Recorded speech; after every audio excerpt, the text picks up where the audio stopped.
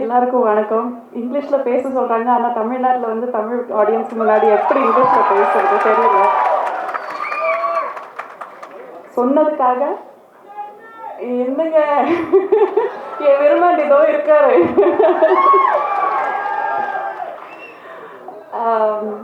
நிஜமாலும் கை நடக்குதுங்க. என்ன சொல்லணும்னு தெரியல. அசோக்கும் ஜோஜோவேட்டா சொன்ன மாதிரி தான், இவ்வளோ பெரிய ஜாம்பவான்கள் இருக்கிற ஒரு மேடையில் வந்து பேச சொல்லும்போது அப்படியே நடக்குது. என்ன சொல்லணும்னு தெரியல.